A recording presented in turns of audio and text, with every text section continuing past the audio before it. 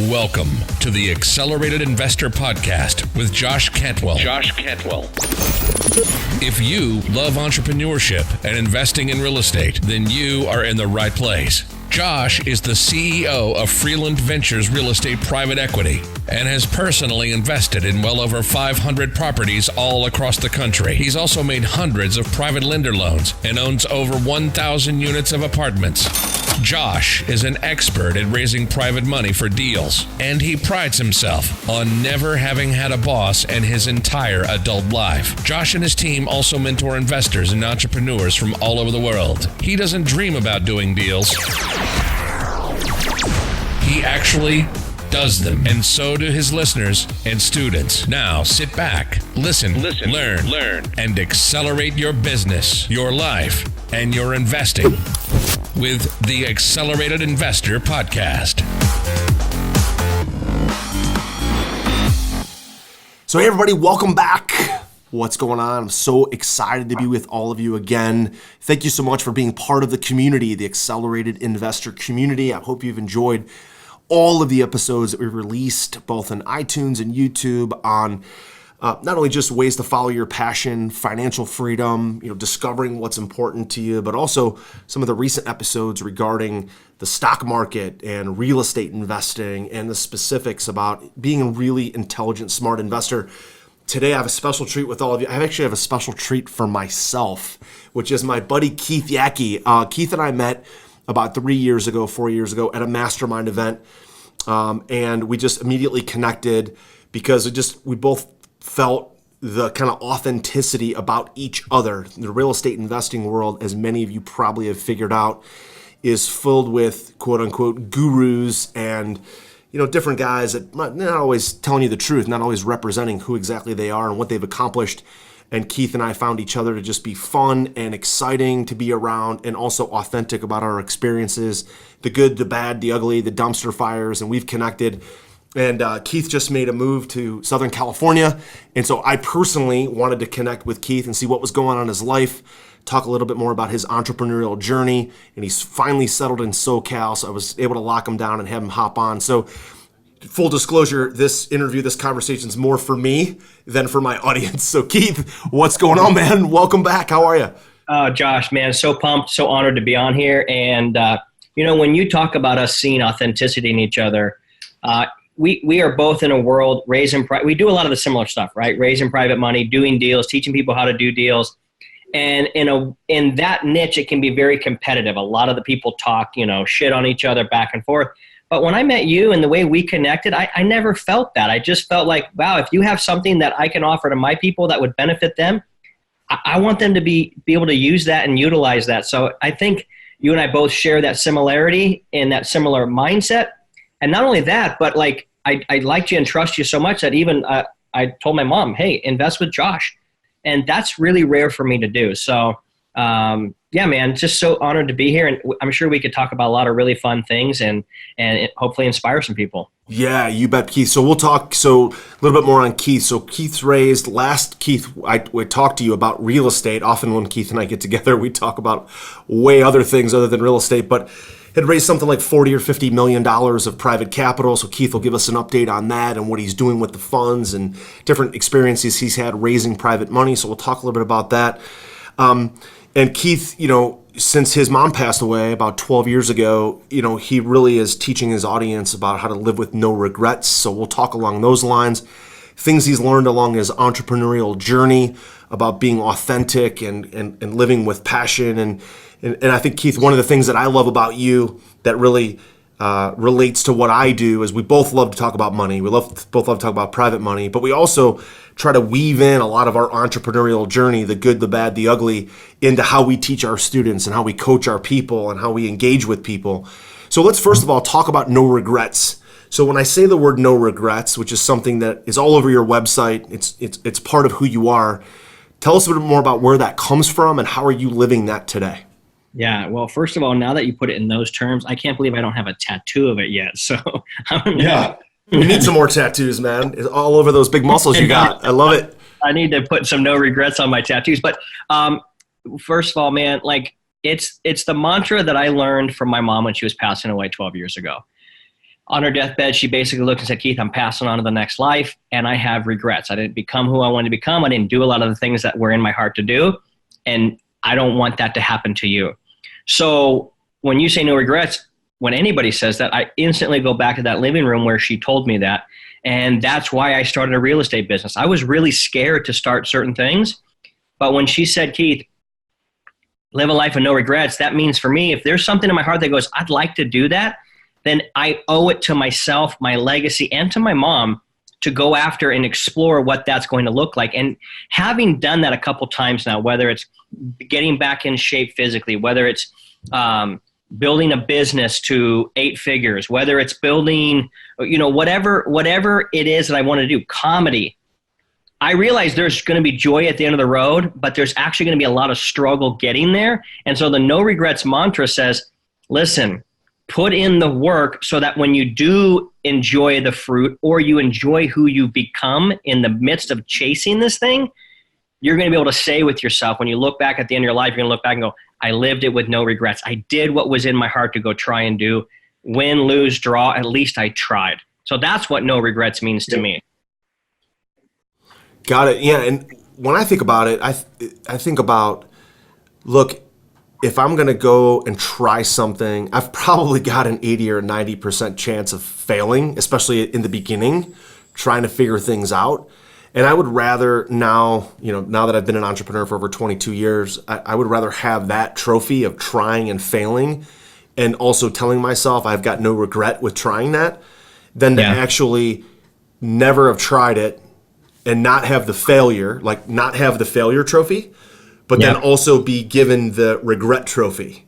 So how do you balance the failure, because we all have a lot of failure. You've had a lot of failure. I have, with that regret trophy that you kind of don't want, right? That's the balance. And a lot of people are afraid for the failure, so they don't have the failure trophy, but they also have the regret trophy. So what are your thoughts around that?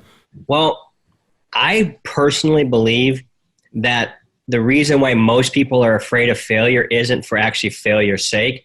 They're afraid of what other people are going to say about them or how they're going to view them when they fail. So a lot of people say, I'm afraid of failure, and I'll dig deeper. I go, are you afraid of failing? Or are you afraid of maybe the position you're going to put yourself in the eyes of others when you fail? Great point. So once we dive into that and they go, oh shit, I'm actually really afraid of what my aunt's going to say because she was successful and told me I never would be. Or my dad said, hey, that's for other people, not us. Or when my brother, who was the best athlete in the whole entire county and I wasn't, there's all this, we all come with just a whole horse load of bullshit behind us and in our brain, right? So I would say, all right, well, what if you actually tried it and you actually made a success of it? Or how would you feel? So this is why, Josh, I know we're going to get kind of deep here, but this is why I believe it takes so long for people to actually become really successful, is because the first attempts are just them stepping out saying, hey, wait, nobody made fun of me, or they kind of did and it didn't hurt that bad. And then they will kind of fall because they don't have necessarily the skills to succeed, but they're not focused on, do I need a skill? How can I succeed? They're saying, how do I do this and not fuck up too bad and have everybody around me laugh at me? So I think a lot of it's the mental game of getting to that next point to say, all right, I honestly don't care if I fail this thing. I don't care what my dad's going to say, because I'm going to take pride in the fact that I tried this. So it's so deep is what I'm trying to communicate. Yeah. It's a good springboard into that. Well, look, and because I've had so many failures, I've gotten good at, kind of identifying with that and rectifying that in my own mind. And it really comes down to owning the power of it, right? So if I fail, and you're so right, Keith, like if you fail, it's not the failure itself that we're most afraid of. It's the actual, what am I going to say to others? What are people going to think about me? And to take that one step further, really the ultimate worst position to be in is whenever you feel like everyone's judging you. Mm-hmm. So to say, well, what's worst case scenario here? If I really try this, what's worst case scenario is the judgment of others. It's not the bankruptcy. It's not failing. It's not losing money. It's the judgment of others, the mental part of it. It's the emotional side of it. If I tell myself, look, if I do fail, I've already got the answer, which is, I tried that. I put my best effort in. I put in everything I had. I put in all the work. I recruited all the money. I brought in all the family and all the friends, and I thought I had the business plan. And you know what? I just didn't get it right. And being able to tell people that and own that gives all the power back to you, as opposed to giving the power to the people who are judging you. Yeah. Right. So it really comes down to that. Being comfortable with owning that and telling people that allows you to be more powerful to take the risk, to live with no regrets. Right. I love how you said that. And I would like to piggyback and add one thing onto that. And that is, so many people don't even have that conversation where they're being brutally honest with themselves. I feel like for me in my life, I minimized where I was really at. I wasn't brutally honest with saying, Keith, okay, let me give you a perfect example. I went on this 75 hard thing this last 75 days. I dropped a bunch of weight. I look like a freaking Greek god now. Let's admit it. I look amazing. Dude, just the hair, the glasses, and the muscles is Greek god all day. I love it. Dude, but the before picture that I showed you, I was like, who was that guy? Now, in the midst of my transformation, I realized, okay, I'm 45 to 50 pounds overweight. Now, I'm still 20 pounds overweight. I only lost 25 or 30 pounds. Here's the thing, is there was a guy at the gym the same time, and he's like, man, dude, you're so dedicated. You're just as awesome, blah, blah, blah. And I go, yeah, man, dude, you can do it too. He's like, yeah, I need to lose this last 10 pounds. Josh, this guy was a minimum of 60 to 70 pounds overweight. And what I realized that's us. We go, yeah, I mean, I'd like to make a little more money. No, dude, you're struggling to make your rent at the end of the month. Call it what it really is. Don't quit lying to yourself. You're bullshitting yourself. No, Keith, you're 50 pounds overweight. That's unacceptable. My wife doesn't deserve to be rolling around in the sheets with a tub of lard. Let's get sexy as shit and give your life a better, so it's like these things. Quit minimizing and be honest. So there'll be people listening to this right now and be like, man, I'd like to start investing in real estate because it'd be great to add another few $1,000s to my bottom line. No, dude, if you don't do anything now, you're still going to be working that job when you're 75, or you're going to transfer over to Walmart and be the full-on receipt checker. And it's because you didn't get honest with yourself right now. Fuck what other people think. What do you think about yourself? Yeah. Right now, you're not where you want to be. And that's the whole reason why I did that 75 hard challenge, because I was like, holy shit, I'm a fat ass and this is unacceptable. But I didn't see myself as a fat ass until I got real about it. Then I got real. I'm like, all right, I can dig myself out of this, or I can not eat myself out of this. You know what's funny, Keith? You went through this challenge, and I turned 43 years old last week, and I told myself, and I had a conversation with my wife just last week, and I said, honey, honestly, I'm pretty bored right now. I feel like I've got the same body I've had for the last couple of years. The businesses are growing, but not at the rate that I want them to grow. We kind of do the same things. We go to the same restaurants. We do the same things with the kids. We go on kind of the same vacations. This year, everything's going to be different.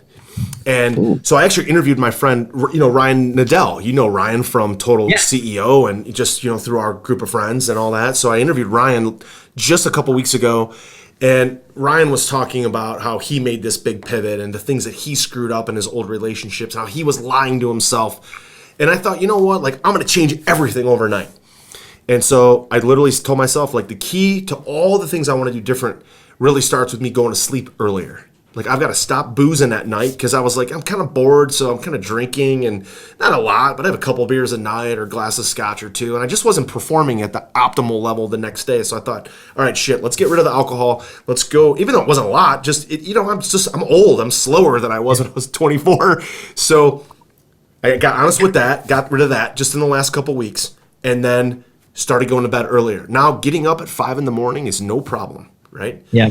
And all the change starts with figuring out what's the one thing that's going to move the lever the most. So when you think about no regrets and pursuing your passion, what does it start with for you? How do you make mental room for it? How do you make physical room in your calendar for it with you and your wife and all the things you've got going on? How do you make that big change, committing to the 75-day challenge, the heart challenge, or raising more capital? What are the mechanics for you to actually make the mental, emotional, and physical capacity to make the big change? Okay, dude, that's such a great question. First of all, congrats on the no alcohol and getting to bed earlier. Like, that's what 75 Hard taught me, was I need to put myself out of my comfort zone. Dude, I took a 10-minute cold shower this morning before we jumped on. That's why the hair looks so damn amazing. Yeah. And dude, I was like, for 10 minutes, man. And I just did it, not because I'm on a challenge right now. I just thought, dude, what would, this is the question I love. And then I'll get to the practical advice. The question I love, and I learned it. Do you know Garrett J. White? I don't know. I've never heard that name before. Okay, he has a movement called Wake Up Warrior. It's for like married men to learn how to have it all. I know the Wake Up Warrior dude. I didn't know that was his real name though. Yeah. Well, he's both have awesome hair. Yeah, he's who I surf with every morning out here. So we have amazing talks. But one of the things he said that I thought was so good is he just talks about, really being expansive and knowing that we need, our desire is to grow. And then I realize for me that if I'm not doing stuff to cause me to grow, to see things differently, then I get in that same rut, which is how I put on an extra 50 to 60 pounds on my frame and expect my wife to be okay with it. That's horseshit. So how I do it is I, first of all, got very focused on what I wanted, and I started pushing everything else away.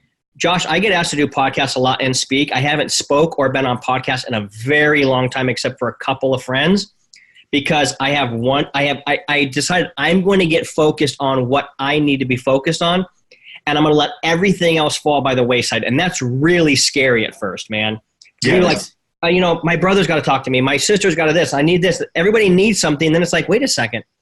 I'm doling out all this advice and time and energy for their shit, but I'm not focused on me, and I'm not where I want to be. So getting absolutely realistic about where I'm at, I go, okay, cool. This has got to change. And then I think focusing on that one thing and making it a habit.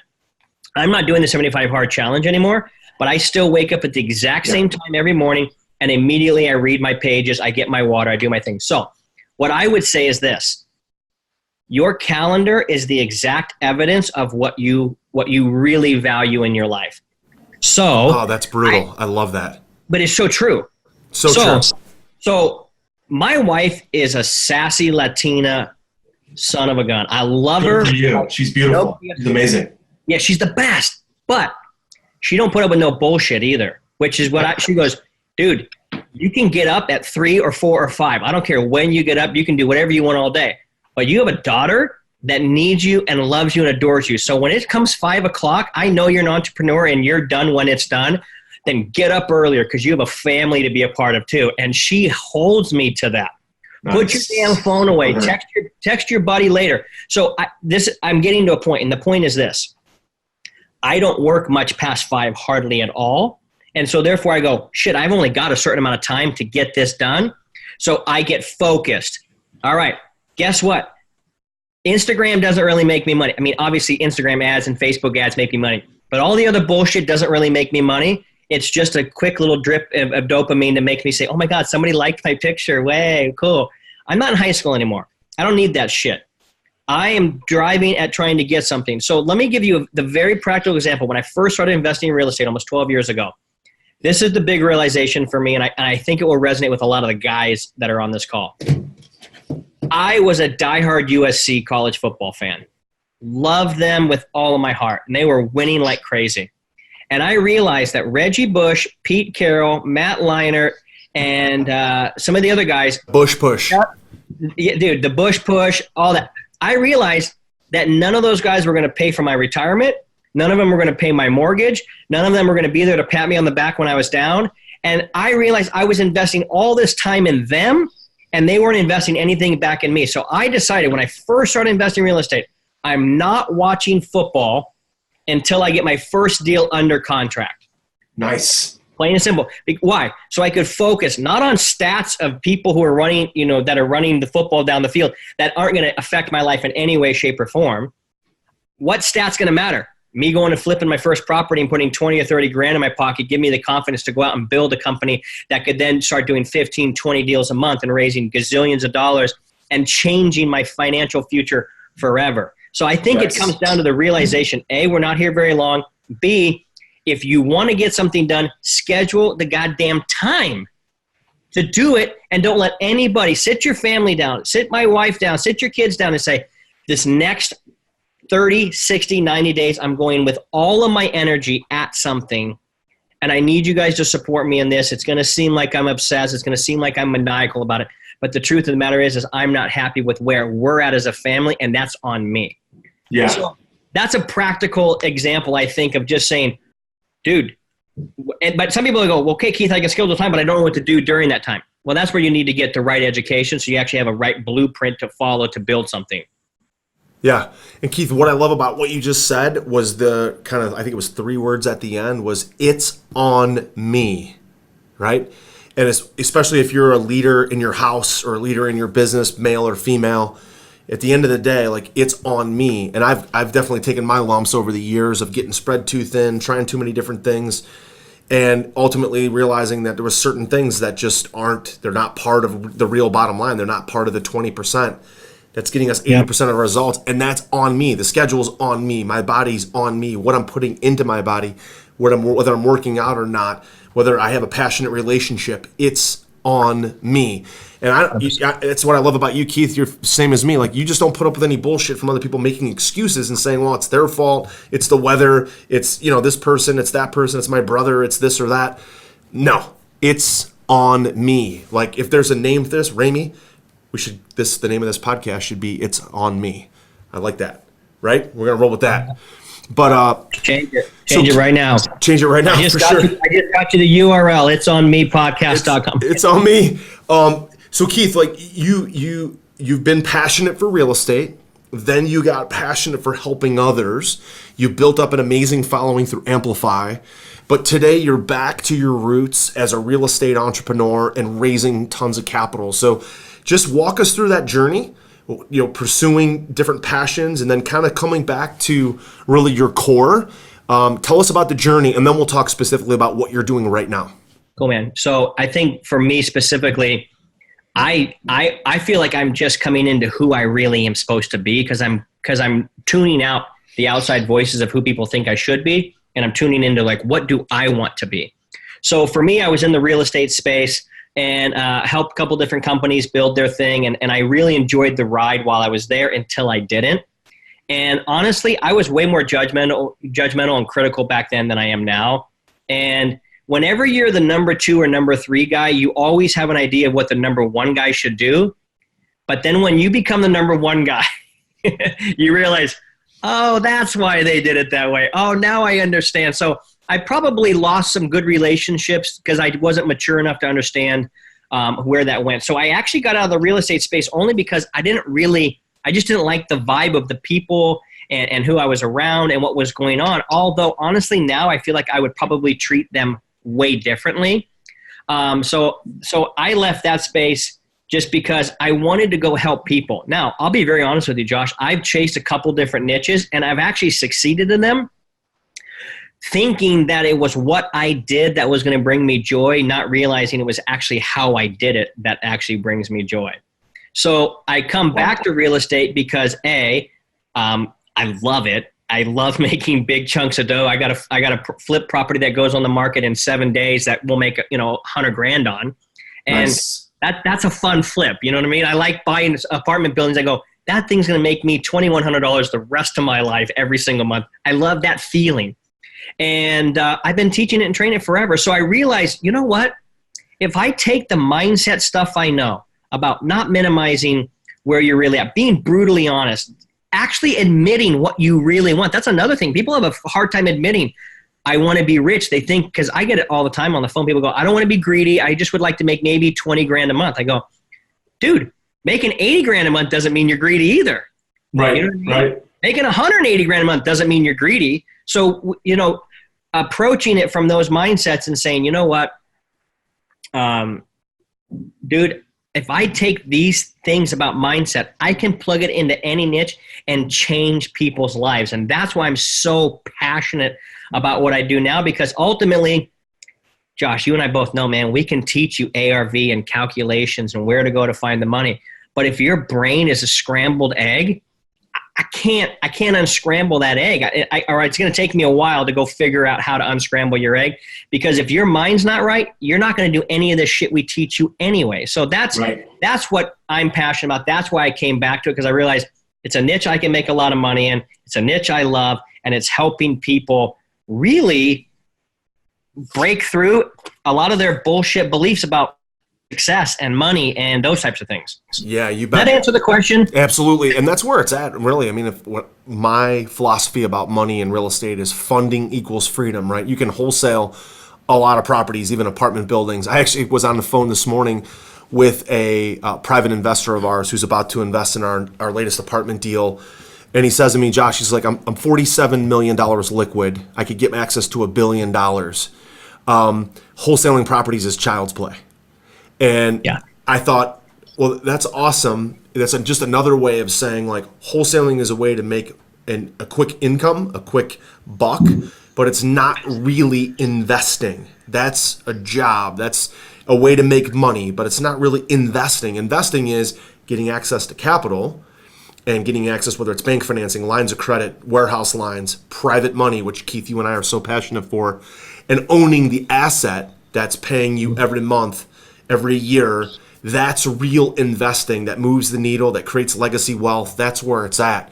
And so I love the fact that you and I share a lot of the same philosophies around that. And so Keith, talked specifically today about private money. What are your thoughts around it, about getting it? Why are so many people have this mental block around talking to investors about investing in deals? What kind of deals do you like to buy with that private capital? Awesome. So I always keep coming back to this, but it's perspective. So I believe the reason why so many people are afraid to raise private money is because they feel like they're going with their hat in their hand out to somebody saying, can I please borrow money? I really need help. Please help me. I'm broke. Please help. Which, how could you ever, there's no way to be empowered doing that action or having that perspective. But if the perspective is, I've got an amazing opportunity that we can make money together. Let me show you the facts of how we can do money together. Now you're showing up with enthusiasm. And oh, by the way, there's 7 other people looking at this. So if you want to in on this, let me know, because it's going to be gone quickly. That's a same deal, same scenario. You're just approaching it with 2 different ways. So when it comes to raising private money, you got to realize you're not begging for money. You are giving an opportunity to somebody to make money on their money. And as people who like to make money, which is you and I, and a lot of people listening to this call, is, dude, give us an opportunity to make money. We love it. We find it. So when I raise private money, I like doing flips and I like buying apartments.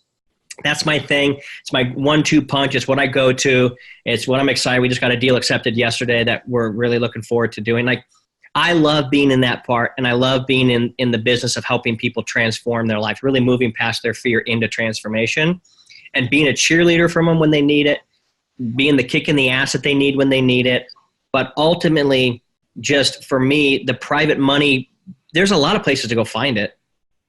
But even if I showed it to you, and I've shown some students where to find it, and they literally for weeks are like, I'm too scared to talk to them. I'm like, then this is why you need to change your mindset and change your perspective. And oh, by the way, just go talk to them anyway, because if I want you to go fail, because you're going to realize that it wasn't that big of a deal. It's not like they pulled your pants down and started paddling you on your ass and saying, get out of here with that shitty deal. It's not going to happen. Right. It's so perspective, man. And I brought this up on many other calls and podcasts. My friend Francis Ablola, I don't know if you know Francis, but he's an amazing direct response marketer. He's from Jacksonville. And he said to me one time years ago, he said, Josh, if you have something, but this is about perspective, about private money, about investing, about bringing people into your deals.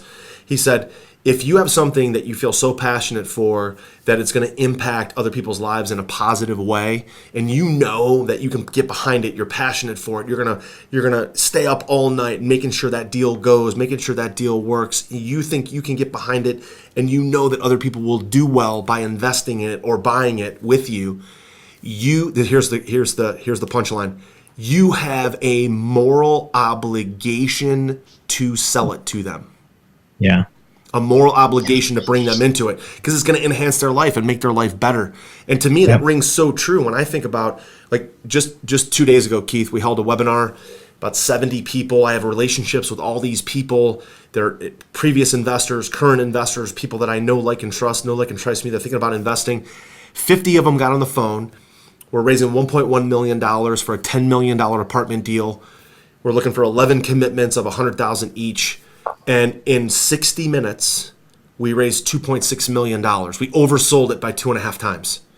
And so now I'm trying to figure out, like, where to put all the extra capital, and because some people aren't going to be able to get in the deal. But why did they invest? One, because I have the passion for the deal. I vetted the deal. I'm totally behind it. But two, I think my passion for the deal comes through when I talk to them, that I know they're going to be better off. Like, I feel like I have a moral obligation to bring them into it because I know they're going to do better with this than the stock market, mutual funds, other things they could invest in.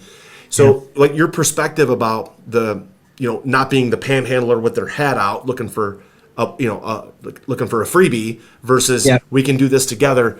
Like, man, that resonates with me big time. Man, it resonates with me.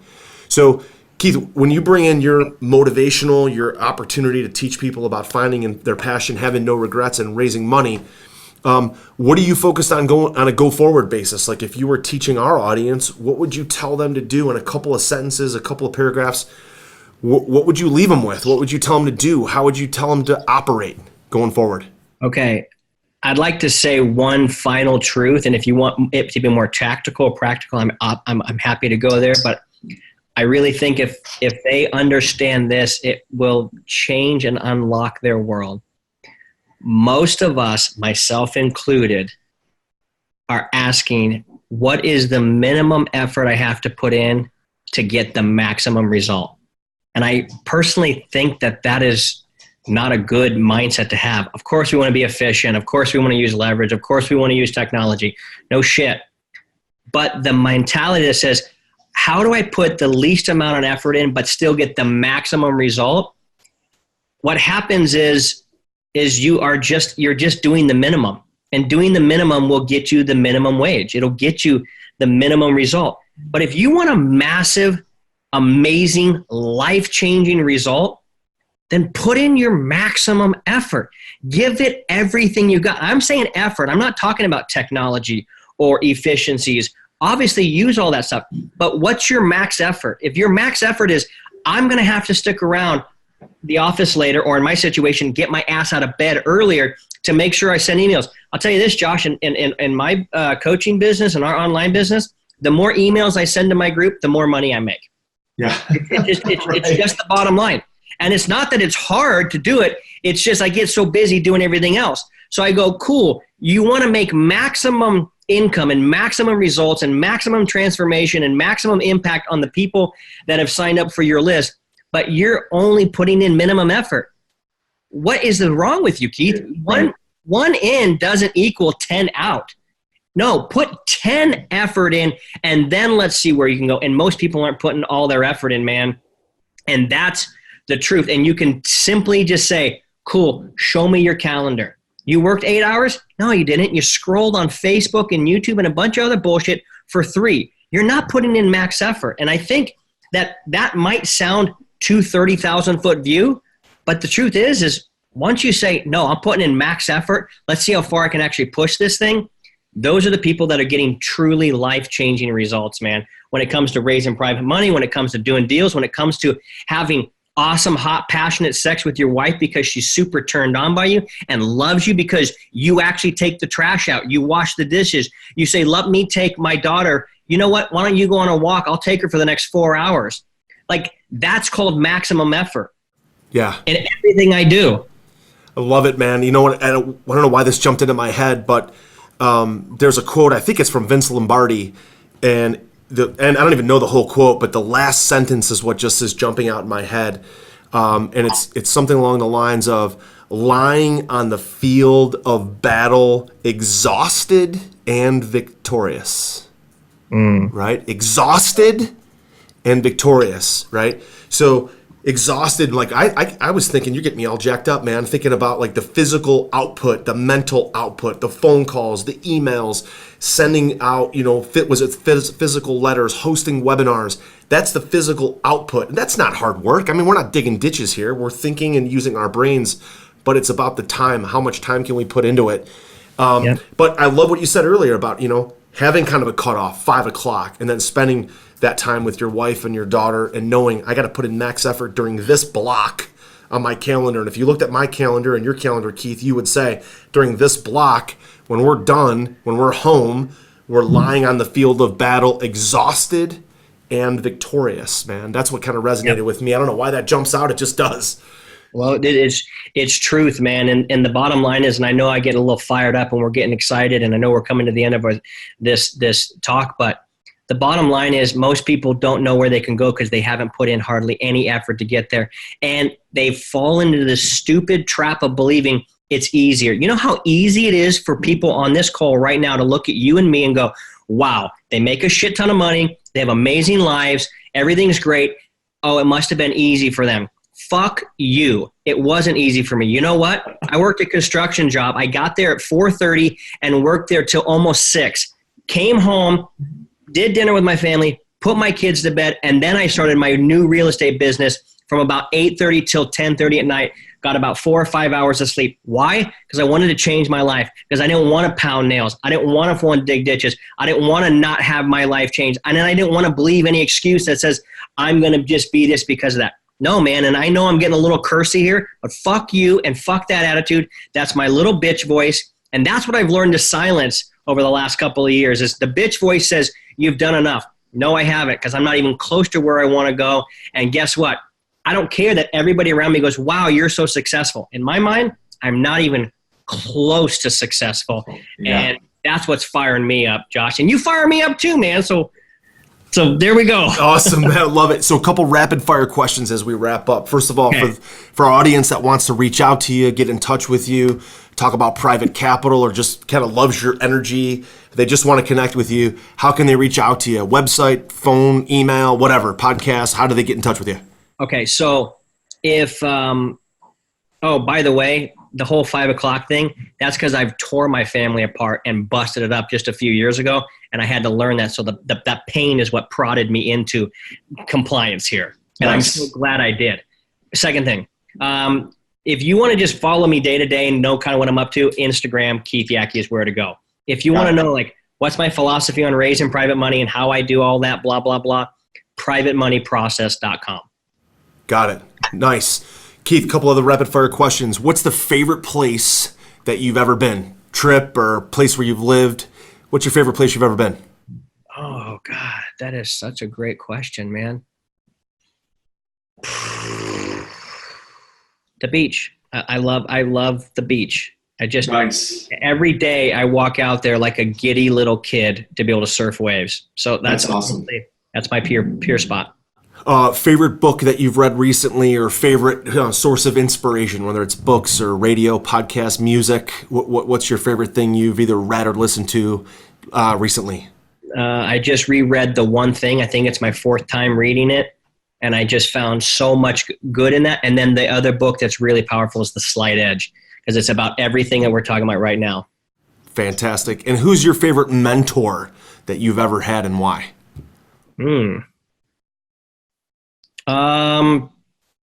Probably Brendan Burchard. Actually, that might sound a little shocking because he's not fiery and crazy and anything like that to me, but I love his approach to just, I just love his approach to things, honestly. Nice. Well, guys, there you have it. Reach out to Keith Yackey, privatemoneyprocess.com. Follow him on Instagram. Keith, I've absolutely loved reconnecting with you. I'm super happy that you guys have settled back into Southern California. Have to come and visit real soon. Please do, man. I'll take you out in the waves, and if you don't surf, well, you can just come and be a buoy with us and have a great conversation. I'll be a great buoy. I'm athletic enough, man. I believe I can learn how to surf. I'd probably kick my ass the first few times, but I could definitely jump out there and try. No doubt about it. But dude, the ass kicking is the fun part because you're getting tossed, and it's just so much fun. And we'll all hoot and holler for you. Awesome, man. Well, Keith, thanks so much for being here, man. Really appreciate you. Appreciate you sharing and going deep with us today, and we'll talk to you soon, brother. My pleasure, man. Take care. All right, bye. You've been listening to Josh Cantwell and the Accelerated Investor Podcast. Leave a comment on our iTunes channel and let us know what you want to learn next or who you'd like Josh to interview. While you're there, give us a 5-star rating and make sure to subscribe so you can be the first to hear new episodes. Follow Josh Cantwell and his companies, Strategic Real Estate Coach and Freeland Ventures, on all social media platforms now, and stay up to date on new training and investment opportunities. To start your journey toward the lifestyle you've always dreamed of, apply for coaching at joshcantwellcoaching.com.